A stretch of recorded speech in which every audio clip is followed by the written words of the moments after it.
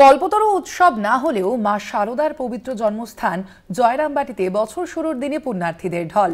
1853 সালের 22 ডিসেম্বর মা শারদা বাঁকুড়ার জয়রামবাটিতে জন্মগ্রহণ করেছিলেন।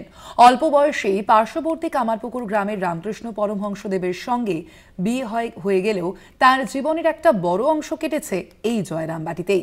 পরবর্তীতে জয়রামবাটিতে তৈরি হয় মাতৃমন্দির এবং সে কারণেই আজ একেবারে বছরের প্রথম দিনে সেখানে পৌঁছে গিয়েছেন বহু পুণ্যার্থীরা।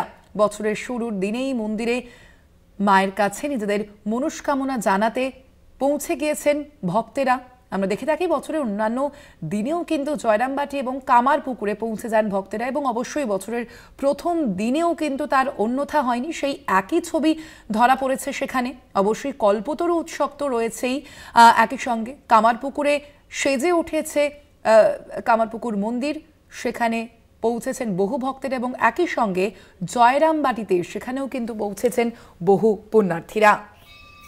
বছরের প্রথম দিনে পুজো দিতে, নিজেদের মনস্কামনা জানাতে পৌঁছে গিয়েছেন পুণ্যার্থীরা। বিভিন্ন জায়গায় বিভিন্ন মন্দিরে মন্দিরে পৌঁছে গিয়েছেন তারা। সেই ছবি আপনাদের সামনে যেমন তুলে ধরছে, একদিকে তার পাশাপাশি কামারপুকুর এবং জয়রামবাটি। বছরের প্রথম দিন তো অবশ্যই, এবং একই সঙ্গে কল্পতরু উৎসবের কারণেই এই দিনে কামারপুকুর এবং জয়রামবাটিতে ভিড় লক্ষ্য করা যায় পুণ্যার্থীদের। কল্পতরু উৎসব না হলেও মা শারদার পবিত্র জন্মস্থান জয়রামবাটিতে বছর শুরুর দিনেই পুণ্যার্থীদের ঢল। 1853 সালের 22 ডিসেম্বর মা শারদার বাঁকুড়ার জয়রামবাটিতে জন্মগ্রহণ করেছিলেন, এবং অল্প বয়সেই পার্শ্ববর্তী কামারপুকুর গ্রামের রামকৃষ্ণ পরমহংসদেবের সঙ্গে বিয়ে হয়ে গেলেও তার জীবনের একটা বড় অংশ কেটেছে এই জয়রামবাটিতে, এবং সে কারণেই শ্রী শ্রী রামকৃষ্ণদেবের পাশাপাশি মায়ের বাড়িতেও যান এদিন পুণ্যার্থীরা। আরো বিস্তারিত জানবো, আমাদের সঙ্গে সৈয়দ মফিজুল হুদা রয়েছেন ফোন লাইনে।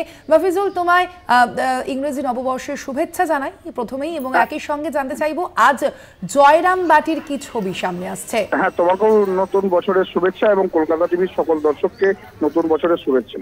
দেখো, বছরের শুরুতেই কল্পতরু মানে রামকৃষ্ণ মহাদেবের এই জয়রামবাটিতে এখন ভিড় পুণ্যার্থীদের। পুজোর সকাল থেকেই বিভিন্ন মানুষ বিভিন্ন জায়গা থেকে এসে পুজো দিচ্ছেন এবং নিজেদের মনস্কামনা পূরণ করছে, এবং জয়রামবাটি মাতৃমন্দির একদম সেজে উঠেছেন দর্শনার্থীদের ভিড়েতে, এমনটাই ছবি উঠে আসছে।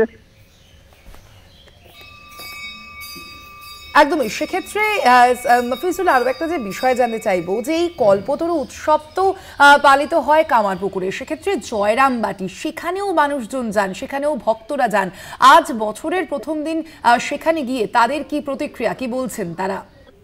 হ্যাঁ, যে কামারপুকুরের পাশাপাশি জয়রামবাটিতেও মানুষ ভিড় জমাচ্ছেন এবং মানুষ আসছেন এবং মায়ের কাছে প্রার্থনা করছেন এবং এই কল্পতরু উৎসবটা পালন করছেন, এবং রাজ্যের বিভিন্ন জেলা থেকে এবং দেশ বিদেশ থেকে মানুষ পুণ্যার্থীরা ভিড় করছেন এবং বছরের শুরুতেই নিজেদের মনস্কামনা পূর্ণের জন্য মায়ের কাছে আসছেন, পুজো দিচ্ছেন।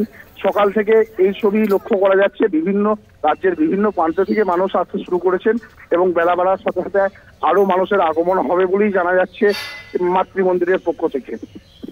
ধন্যবাদ তোমায়। আমরা কথা বলছিলাম, ফোন লাইনে ছিলেন প্রতিনিধি সৈয়দ মফিজুল হুদা।